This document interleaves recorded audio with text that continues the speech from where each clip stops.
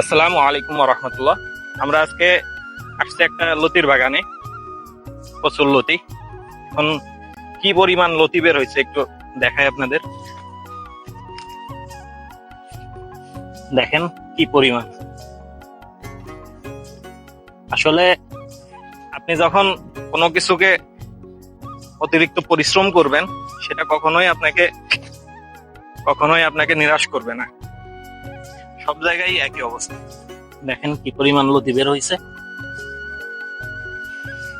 লতির বাজার এখন অনেক ভালো। এখন আশা করা যায় কৃষক অধিক পরিমাণে লাভবান হবে। দেখেন কি পরিমাণ লতি বের হয়েছে, মাশাআল্লাহ। এখন আপনারা যে কোনো চাষে সফল হইতে হইলে আপনাকে অবশ্যই পরিশ্রম করতে হবে। পরিশ্রম করলে আপনারা অধিক পরিমাণে লাভবান হবেন।